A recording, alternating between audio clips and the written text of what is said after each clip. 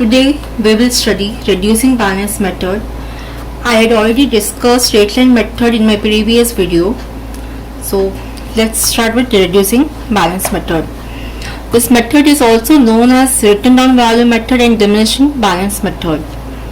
In this method, depreciation amount is calculated on written down value.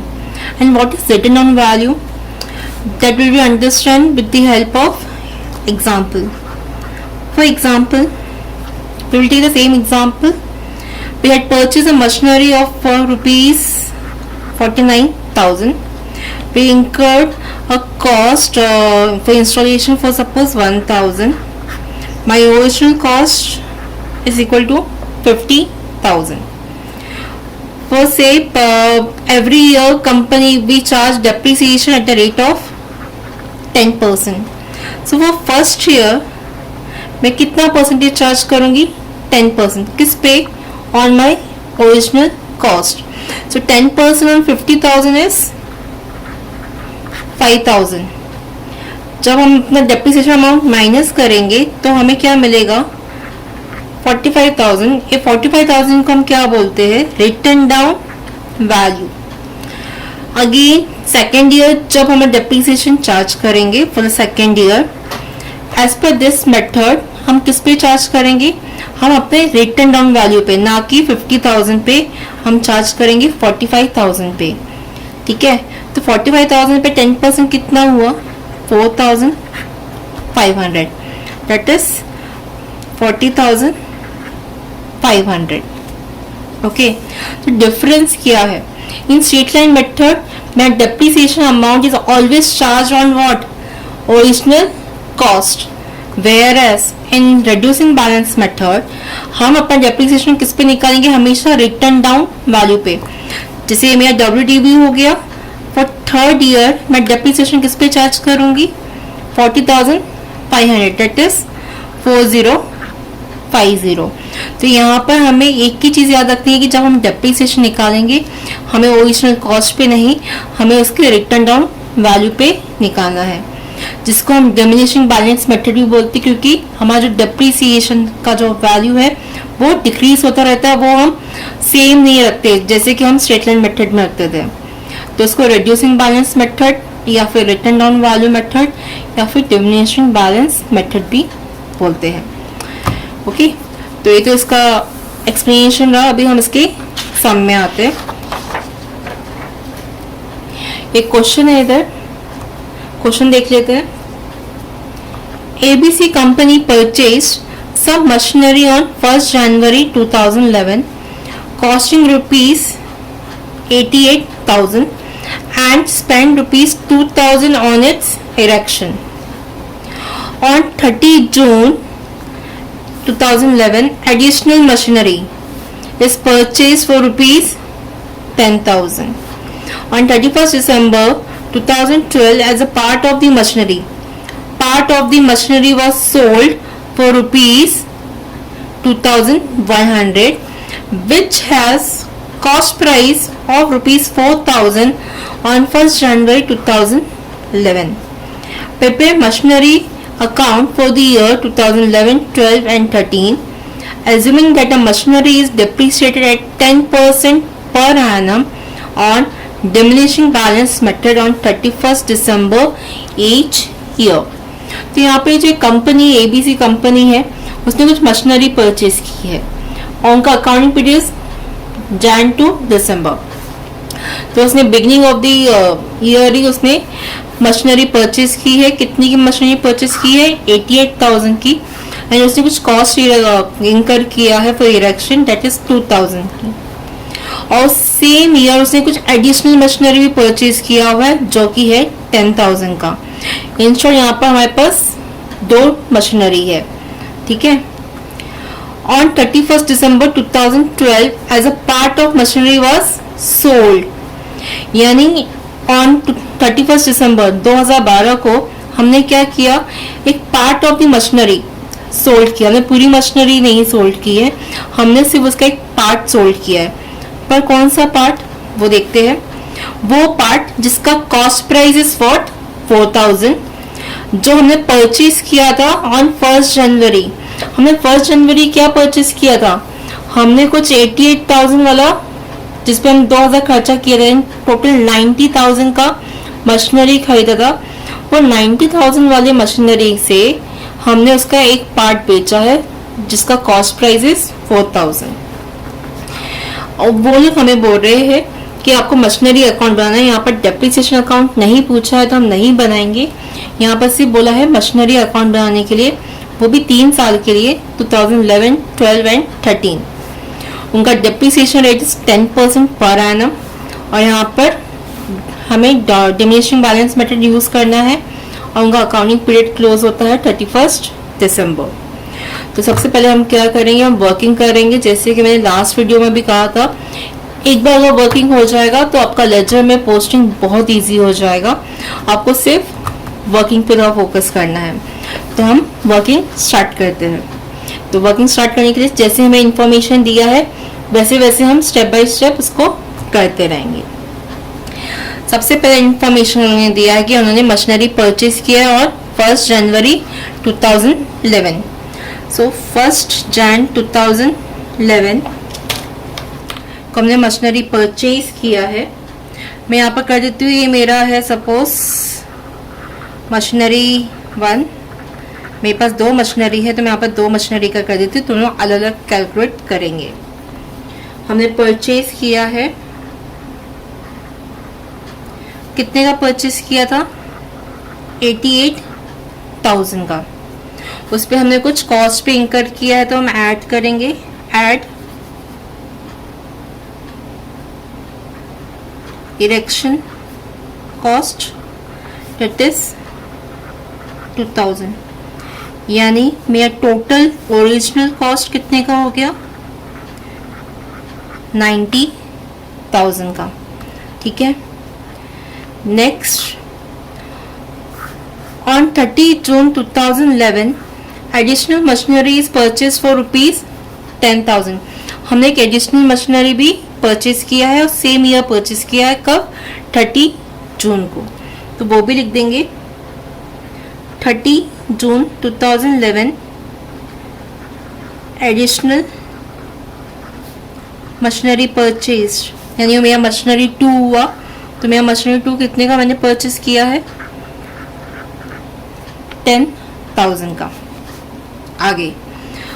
आगे और machinery sold हो रहा है और वो लोगों ने हमें स्पेसिफाई किया है कि वो जो मशीनरी सोल्ड हो रहा है वो एक पार्ट है किसका, जो मशीनरी 1 है उसका एक पार्ट हमने बेचा है। तो हम क्या करेंगे, हम मशीनरी 1 को 2 पार्ट में डिवाइड कर देंगे। उससे क्या होगा, हमारा जो कैलकुलेशन होगा, कैलकुलेशन करने में बहुत इजी हो जाएगा।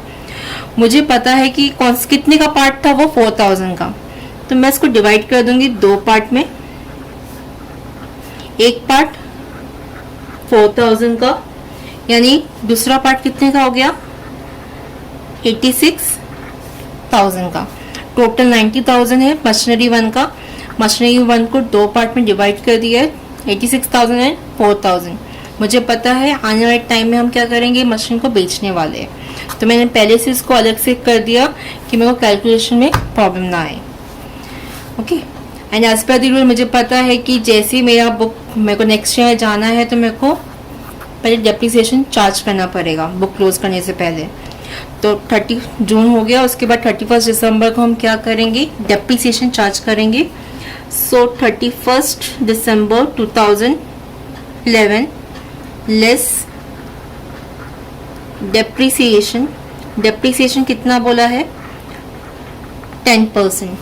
86 का 10% इज 8,600, इसका हो गया 400। एंड इस मशीनरी का कितना आएगा वो देख लेते हैं। अब ये जो मशीनरी 1 है ये हमने पूरे साल के लिए यूज किया है, तो इस पे जो डेप्रिसिएशन आएगा वो पूरे साल का आएगा। वेयर एज मशीनरी 2 जो है वो हमने कब परचेज किया है, 30 जून। तो यहाँ पर कितना डेप्रिसिएशन चार्ज करेंगे, 30 जून से लेकर 31 दिसंबर तक कितने मंथ्स होते हैं, 6 मंथ। तो हम कितने मंथ के लिए यहाँ पर कैलकुलेट करेंगे डेप्रिसिएशन, ओनली फॉर 6 मंथ। ठीक है। तो 10,000 पे 10% for 6 month, that is 500. Okay, so total depreciation कितना हो जाएगा वो भी देख लेते हैं. 8600 प्लस 900 दैट इज 9500. यानी वो फर्स्ट ईयर 2011 हम कितना परसेंटेज कितना डेप्रिसिएशन चार्ज कर रहे हैं टोटल 9500. यहाँ पर आ जाएगा ये 9500, यहाँ पर आ जाएगा 3600 एंड इधर 77,400. ये क्या होगा मेरा WDV. और यहाँ पर क्या हो रहा है, मेरा फर्स्ट ईयर कंप्लीट हो रहा है. यहाँ पर डेट लिखेंगे 1 जनवरी 2012. मुझे सेकेंड ईयर का ओपनिंग बैलेंस मिल गया है. ठीक है, अब 2012 में क्या हो रहा है, कुछ हो रहा है. हाँ, एक मशीनरी सोल्ड हो रही है, लेकिन वो कब हो रही है, ऑन 31 दिसंबर. तो वो हमारा लास्ट में होगा. सेल से पहले हम क्या करेंगे, डेप्रिसिएशन चार्ज करेंगे. तो यहाँ लिखेंगे 31 दिसंबर 2012 less depreciation at the rate of 10%. अब याद रखना हम लोग कौन सा मेथड से करने बोला है, डिमिनिशिंग बैलेंस मेथड. इन डिमिनिशिंग बैलेंस मेथड हम अपन डेप्रिसिएशन किस पे निकालेंगे, रिटर्न डाउन वैल्यू पे, ना कि ओरिजिनल कॉस्ट पे. अब मेरा रिटर्न डाउन वैल्यू कितना है, इतना, तो मैं इस पे निकालूंगी. तो मेरा डेप्रिसिएशन कितना हो जाएगा यहाँ पर 7740, 360 एंड 950. यानी टोटल डेप्रिसिएशन कितना हो जाएगा, प्लस 360 प्लस 950 दैट इज 9050. ठीक है, एंड अब एक और चीज हो रही है 31 दिसंबर क्लोज करने से पहले. यहाँ पर सोल्ड हो रहा है. कौन सा मशीनरी सोल्ड हो रहा है, ये जो 4000 वाला मशीनरी है वो सोल्ड हो रहा है. ठीक है, तो इसको हम सेल कर देंगे. कितने में सेल हो रहा है वो, 2100 में. तो पहले इसका बैलेंस निकाल लेते, कितना होगा, दैट इज 3240. और मैं इसको सेल कर रही हूँ 2100.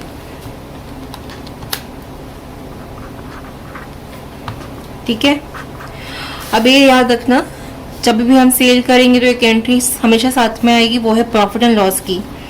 मेरी मशीनरी का कॉस्ट कितना था, 3240. मैंने इसको कितने में सेल किया, 2100 में. मतलब मुझे प्रॉफिट हुआ कि लॉस हुआ, मुझको लॉस हो रहा है. कितने का लॉस हो रहा है, 1140 का. ठीक है, ये मेरा लॉस है. नेक्स्ट इसका WDV बाकी दो मशीनरी का निकाल लेंगे.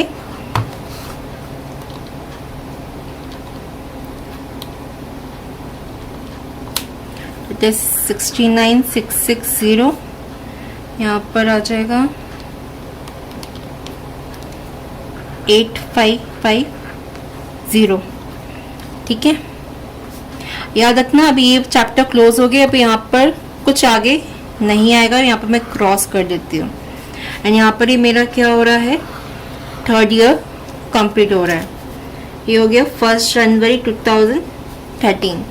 अब याद रखना हमें 3 साल का बोला बनाने के लिए, मेरा अभी 1 साल दूसरा साल ही हुआ है. तो थर्ड ईयर में आते आते हमारे पास सिर्फ 2 मशीनरी बची है. तो फर्स्ट मशीनरी का फर्स्ट पार्ट और second machinery. And third year और कोई ट्रांजेक्शन हुआ नहीं है, तो सीधा हम डेप्रिसिएशन चार्ज करेंगे. 31 दिसंबर 2013 less depreciation that is 6967, round of हो जाएगा. और यहाँ पर हो जाएगा 855. यानी मेरा टोटल डेप्रिसिएशन हो जाएगा 7822. ठीक है, एंड बैलेंस भी देख लेते हैं.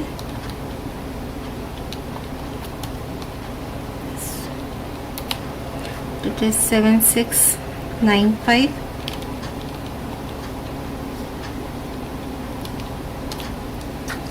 is 62693.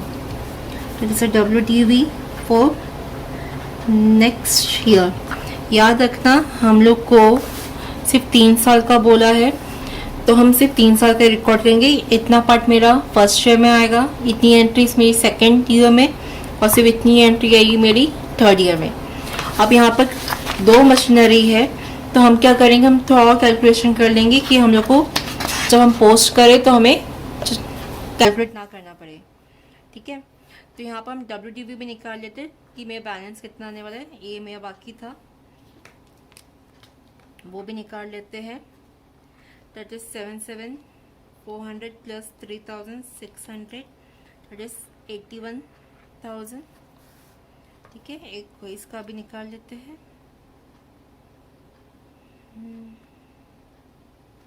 ओके सॉरी, ये यहाँ पे 9,500 भी है, ये मैंने देखा नहीं. सो 81,000 प्लस 9,500, दैट इज 90,500. यहाँ पर आएगा 69,660 प्लस 8,550 इज 78,210.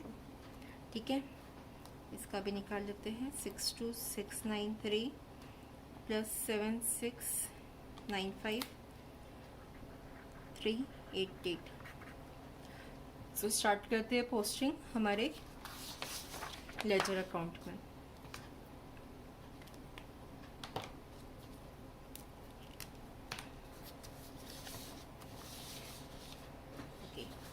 तो सबसे पहले हमें दिख रहा है कि हमने मशीनरी परचेज किया है. तो परचेज की एंट्री कहाँ आएगी, परचेज की एंट्री आएगी आपके डेबिट साइड में, क्योंकि आपके पास मशीनरी आ रही है और आपकी इधर से पैसा जा रहा है. ठीक है, तो डेट क्या है यहाँ का, 1 जनवरी 2011 टू कैश बैंक अकाउंट. मैं यहाँ साथ में लिखती हूँ. मेरा टोटल ओरिजिनल कॉस्ट कितना है, 90,000, यानी 88,000 प्लस 2,000, दैट इज 90,000. फिर मैंने एक और एडिशनल मशीनरी परचेज की है. अगेन मशीनरी आ रहा है, पैसा जा रहा है, तो डेबिट साइड में लिखेंगे 30 जून 2011 टू कैश बैंक अकाउंट. कितने की मशीनरी खरीदी हमने, 10,000 की. उसके बाद क्या हो रहा है, हमने डेप्रिसिएशन चार्ज किया है. डेप्रिसिएशन आएगा पे क्रेडिट साइड में. डेट है डेप्रिसिएशन का 31 दिसंबर 2011 बाय डेप्रिसिएशन. कितना डेप्रिसिएशन चार्ज किया हमने, टोटल डेप्रिसिएशन ऑलरेडी निकाला हुआ है, कितना है 9,500. और यहाँ पर हमें डेप्रिसिएशन अकाउंट नहीं पूछा है, तो हम लोग को सिर्फ एक ही इफेक्ट देना है.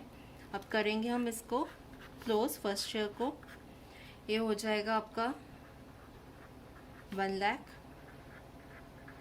और यहाँ पर आपका आएगा balancing figure by balance carried down, that is 1 lakh minus 9,500, 90,500 जो हमने ऑलरेडी निकाला हुआ है. ठीक है, 90,500. Last year closing will be opening of next year. So 1 January 2012 to balance brought down. कितना बैलेंस है, 90,500. उसके बाद क्या हो रहा है, हम डेप्रिसिएशन चार्ज कर रहे हैं.